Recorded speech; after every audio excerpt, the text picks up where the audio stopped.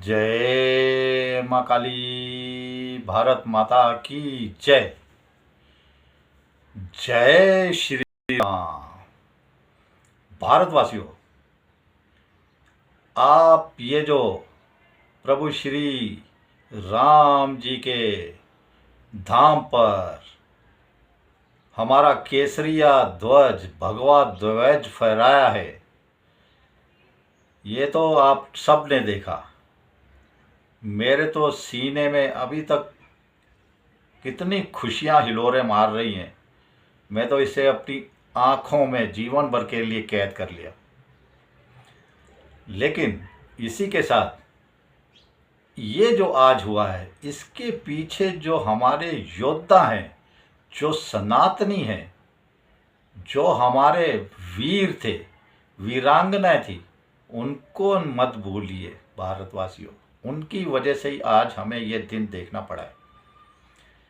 सबसे पहले तो मैं आपको बताता चलूं, जब 1949 में 1949 में रामलला प्रकट हुए थे बाबरी ढांचे में रामलला हमारे प्रकट हुए थे। उस समय प्रधानमंत्री थे जवाहरलाल नेहरू, और उस समय उत्तर प्रदेश के मुख्यमंत्री थे गोविंद वल्लभ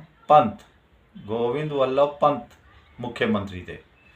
और उस समय फैजाबाद कहलाता था, जो हमारा आज अयोध्या है, और आज भी वो वही है। अयोध्या एक अलग हिस्सा है। तो उस समय वहाँ के जिलाधिकारी थे नए नए यंग साउथ के थे। और साउथ में देखिए हमारे भव्य मंदिर बचे हैं। इस तरफ तो हमारा कोई मंदिर आताताइयों आक्रांताओं ने नहीं छोड़ा, उसी तरफ ये नहीं पहुंच पाए। उसी तरह हमारे तो वो हमारे सनातनी योद्धा नए नए बिल्कुल यंग थे, जिलाधिकारी बनकर आए थे के नायर साहब। उनकी बात किए बिना ये सब अधूरा है। भारतवासियों, जब रामलला प्रकट हुए तो वहाँ भजन कीर्तन आरतियाँ, जैसे जैसे लोगों को पता, जय श्री राम जय श्री राम जय श्री राम के नारे गूंजने लगे और लोग जाने लगे दर्शन करने के लिए। तो उस समय जैसे ही नेहरू के पास खबर गई, तो नेहरू ने गोविंद वल्लभ पंत जी को फ़ोन किया, बोले हटाइए मूर्तियाँ, ये नहीं दिखनी चाहिए। तो उन्होंने हमारे जो उस समय के योद्धा थे के नायर साहब को कहा कि ये मूर्तियां हटाओ, नेहरू जी का हुक्म है।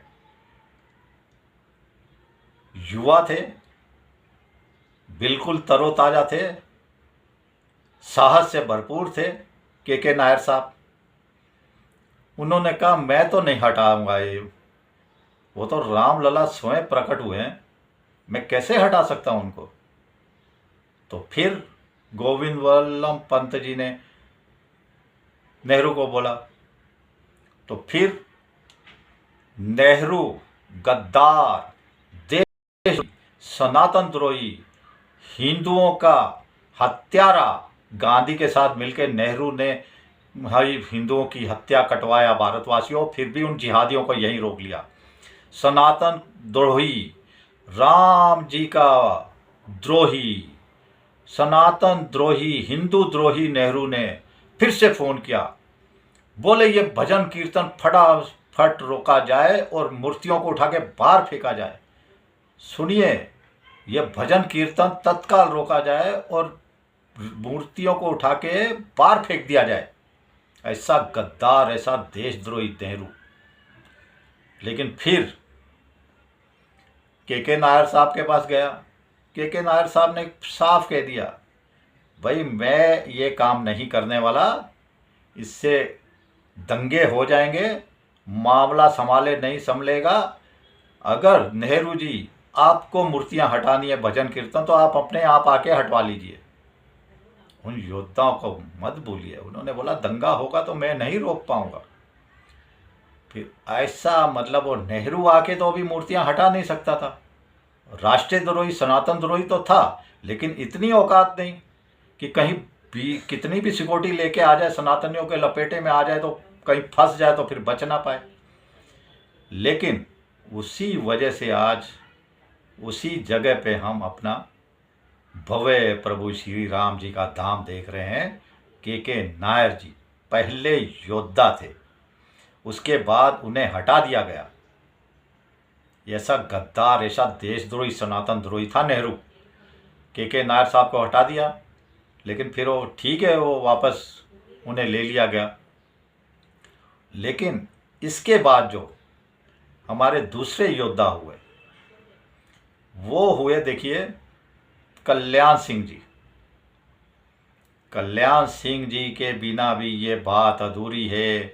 वो हमारे साधु संत जुड़े, उसमें महेंद्र अवैधनाथ जी जुड़े, जो गुरु जी हैं बाबा बुलडोजर के, कई हजारों साधु संत जुड़े, हजारों सनातनी, कई हमने जाने कुर्बान की, हजारों लाखों लाखों 500 वर्षों की प्रतीक्षा में। तो वो दिन जब दोबारा आया, देखिए, एक राष्ट्रद्रोही और फिर निकल के आया, सनातन द्रोही, राष्ट्रद्रोही, हिंदू विरोधी और हमारा देश विरोधी। उसका नाम था मुल्ला मौलाना मुलायम सिंह। मुल्ला मौलाना मुलायम सिंह।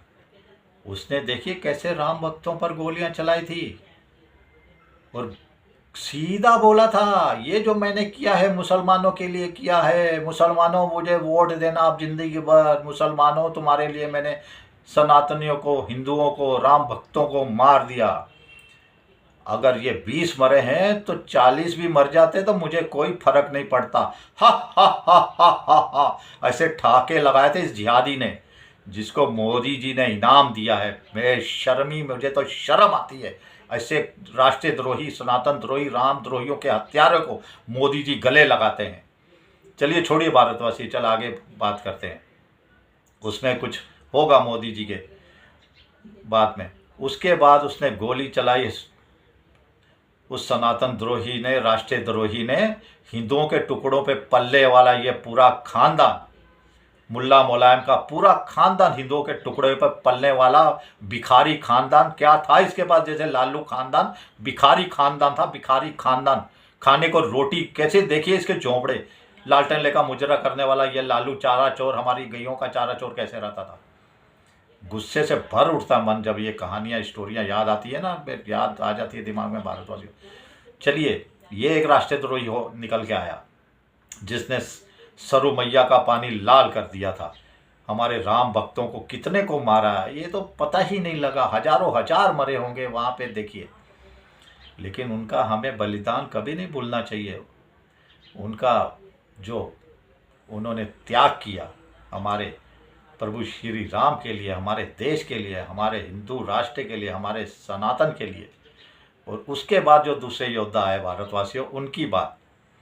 दूसरे योद्धा हमारे आए जब बाबरी ढांचा ध्वस्त हुआ, कार सेवकों ने उसको मटिया मेट कर दिया और इतनी सी ईंट का टुकड़ा भी नहीं छोड़ा उस जगह पे, इतनी सी ईंट का भी टुकड़ा नहीं छोड़ा, मटिया मेट करके। और उसे फटाफट प्रभु श्री राम जी की पूजा पाठ, वही वजह से उस समय के योद्धा थे हमारे माननीय श्री कल्याण सिंह जी। हमारे माननीय श्री कल्याण सिंह जी उस समय के योद्धा थे, उत्तर प्रदेश के मुख्यमंत्री। और देखिए, एक सनातन द्रोही, राम द्रोही ने राम भक्तों पर गोलियां चलवा दी, उन्हें ख़त्म कर दिया और लाखों लाख सरयू मैया को खून से लाल कर दिया। उसके जो जिहादी बेटे से भी आप सावधान रहिए। देखिए, आपके मंदिरों में नहीं जाता, आपकी बात नहीं करता।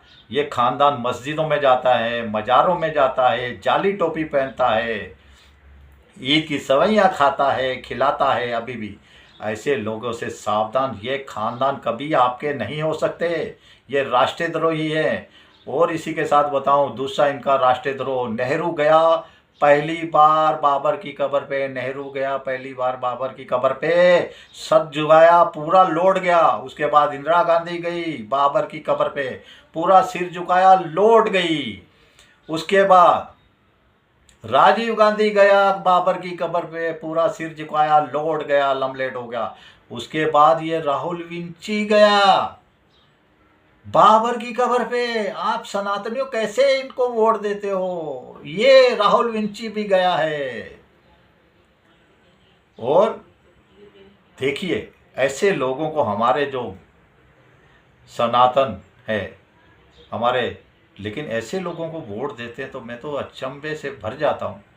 चलिए अब फिर से आते हैं हमारे कल्याण सिंह जी ऊपर। देखिए, कल्याण सिंह बैठे रहे, देखते रहे, और उन्होंने गोली नहीं चलवाई, और उन्होंने ध्वंस होने दिया बाबरी ढांचे का, मटिया मेट होने दिया। लेकिन सनातनी वो योद्धा थे, अपनी सरकार कुर्बान कर दी उन्होंने, अपनी सरकार कुर्बान कर दी। भारतवासियों, माननीय श्री कल्याण सिंह जी को भी अभी कभी मत भूलिए। उनकी भी दूसरे योद्धा हैं जिनकी वजह से हमें ये दिन देखने को मिला है, जो केसरिया ध्वज फहराया है।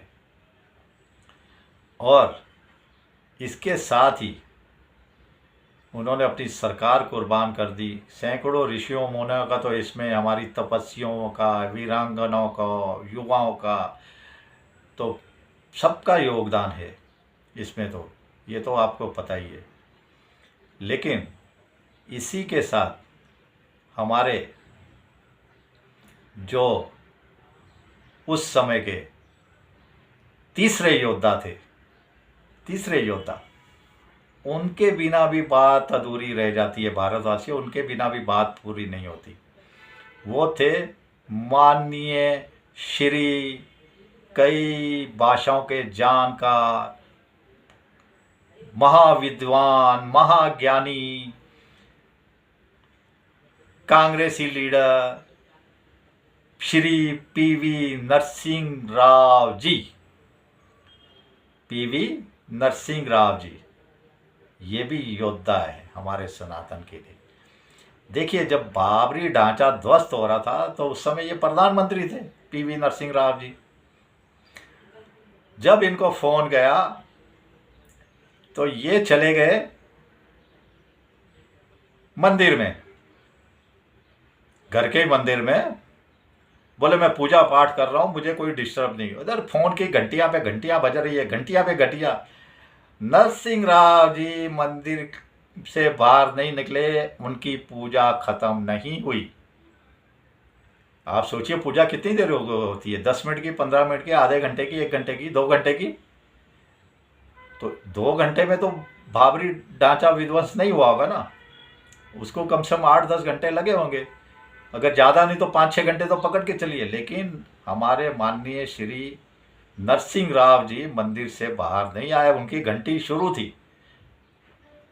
लेकिन जैसे ही बाबरी ढांचा ध्वस्त हुआ, उसका मिट्टी में मिलना, जब उनको लगा कि सब शुभ काम हो गया होगा, जय जय श्री राम, जय जय श्री राम, जय जय श्री राम, तब नरसिंह राव घंटों बैठने के बाद अपने पूजा रूम से बाहर आए। तब उन्होंने फ़ोन पे बात की, फ़ोन उठाया, बोले बाबरी ढांचा ध्वस्त हो गया। मेरा मानना है नरसिंह राव जी ने कहा होगा जय श्री राम।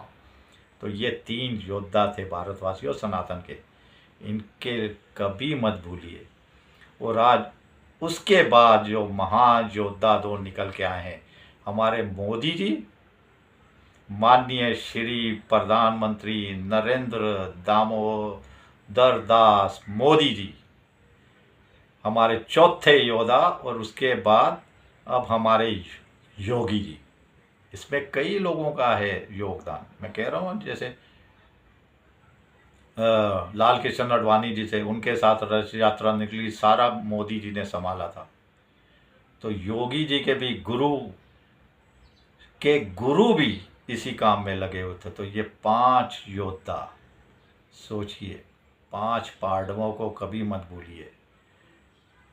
ये जब कहा था ना कि कौरवों ने, हम सुई के नोक के बराबर नहीं कुछ देंगे, सुई की नोक के बराबर, तो फिर सब कुछ गवा दिया।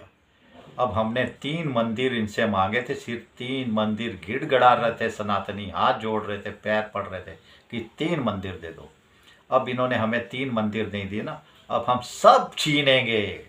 जितने इन्होंने 100 तोड़े, 1000 तोड़े, 10,000 तोड़े, 20,000, 1,00,000 मंदिर तोड़े हैं, हम सब कुछ छीनेंगे। एक सुई के बराबर भी इनके पास नहीं छोड़ेंगे भारतवासियों।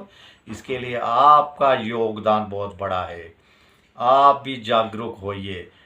अभी बंगाल में वोट है, ममता भानो को उसकी औकात दिखाइए। ये भी बहुत बड़ी जिहादन है, जिहादन। इसको सनातनियों से कोई लेना देना है, सिर्फ वोट का उंगली दबा के आप जय जयकार करिए। चलिए, भारत माता की जय। मेरी बात अच्छी लगेगी तो कमेंट करिए, गलत लगेगी तो भी गाली दीजिए, मुझे कोई एतराज़ नहीं है। चलिए, जय श्री राम, जय श्री हनुमान, वंदे मातरम, जय हिंद।